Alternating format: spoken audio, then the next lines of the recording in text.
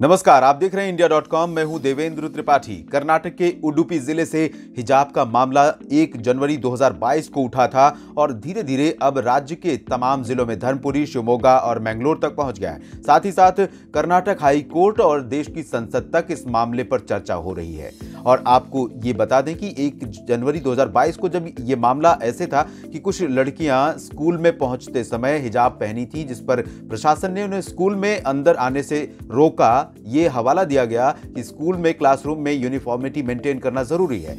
इसके बाद विरोध प्रदर्शन हुआ, उन्हें परमिशन मिली और उनको परमिशन मिलते ही मामला और बढ़ गया, क्योंकि हिंदू छात्र और छात्राओं ने भी भगवा स्कार्फ पहनकर स्कूलों में जाने की अनुमति मांगी। और धीरे धीरे जब मामला बहुत बढ़ गया तो फिर से एक बार बैन लगा दिया गया, कानून का हवाला दिया गया। तो इस रिपोर्ट में हम आपको बताएंगे कि आखिरकार कानून क्या कहता है, संविधान क्या कहता है और इस मामले की पूरी सच्चाई क्या है, पूरी घटनाक्रम क्या है। आइए जानते इस रिपोर्ट में।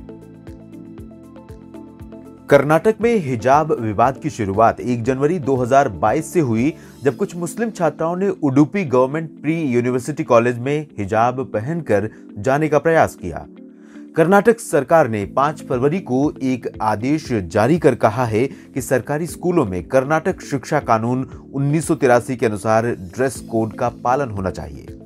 कर्नाटक शिक्षा कानून 1983 कहता है कि सभी छात्रों को एक समान पोशाक पहननी चाहिए ताकि वे एक समान दिखें, ऐसे बर्ताव करें जिसमें भेदभाव न हो। निजी स्कूल अपने नियमों के आधार पर ड्रेस कोड का नियम लागू कर सकते हैं, बशर्ते कानून और प्रशासन के लिए कोई समस्या न खड़ी हो।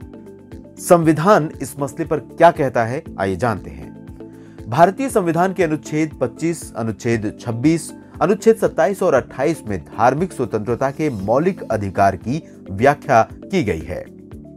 अनुच्छेद 25 के अनुसार सभी नागरिकों को अंतःकरण से धर्म को मानने, आचरण करने और प्रचार करने की स्वतंत्रता है, लेकिन इस पर शर्तें भी लागू हैं। अनुच्छेद 25A के अनुसार राज्य सरकार कानून व्यवस्था और राज्य के अन्य हितों को ध्यान में रखते हुए इन अधिकारों पर प्रतिबंध भी लगा सकती है। अनुच्छेद 26 के अनुसार धार्मिक कार्यों के प्रबंधन की स्वतंत्रता है।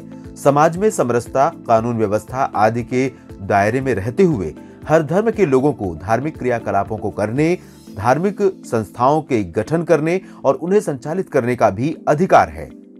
अनुच्छेद 27 के अनुसार किसी भी व्यक्ति को ऐसे टैक्स के लिए बाध्य नहीं किया जा सकता जो धर्म विशेष के पोषण में खर्च किया जा रहा हो। अनुच्छेद 28 में व्यवस्था दी गई है कि सरकारी पैसों से संचालित किसी भी शिक्षण संस्थान में धार्मिक शिक्षा नहीं दी जा सकती। 4 फरवरी को कुछ मुस्लिम छात्रों ने उडुपी में हिजाब पहनकर आने से रोके जाने के खिलाफ प्रदर्शन शुरू किया था, जिसमें धारदार हथियारों के साथ आसपास के गांवों के कई लड़के भी शामिल हुए थे। इनमें से 2 को पुलिस ने पकड़ लिया है, जिनकी पहचान कुंडापुर के नजदीक के गांव गंगोली के हाजी अब्दुल मजीद और रज्जाब के रूप में हुई है। कर्नाटक के उडुपी जिले से उठा यह विवाद राज्य के कई जिलों में तूल पकड़ चुका है। मैंगलोर तक इस आग की लपटें देखने को मिल रही हैं। संसद में भी इस मामले पर चर्चा हो रही है। साथ ही साथ भाजपा और कांग्रेस के बीच इस मामले को लेकर तू मैं हो रही है। कर्नाटक हाई कोर्ट में जब रिट पिटीशन दायर की गई मुस्लिम छात्राओं की तरफ से, तब 8 तारीख मुकर्रर की गई थी सुनवाई की। और कर्नाटक उच्च न्यायालय की सिंगल बेंच ने आज सुनवाई की। लगभग 2-2.5 घंटे तक बहस चली, सभी पक्षों की दलीलें सुनी एकल पीठ ने, और जज साहब ने तमाम तर्क सुने, अपने भी तर्क दिए, और उसके बावजूद मामले का हल आज नहीं निकल सका। कोई फैसला नहीं हुआ। सुनवाई कल भी जारी रहेगी। तब तक जज साहब ने कहा है कि शांति बनाए रखें और सभी पक्षों से शांति सद्भाव की अपील की है उन्होंने। साथ में मुख्यमंत्री बसवराज बोम्मई ने भी सभी पक्षों से शांति और सद्भाव बनाए रखने की अपील करते हुए ये आदेश दिया है कि अगले 3 दिनों के लिए स्कूल और कॉलेज पूरे कर्नाटक राज्य में बंद रहेंगे। तो इसी से आप अंदाजा लगा सकते हैं कि मामला कितना बड़ा रहा था।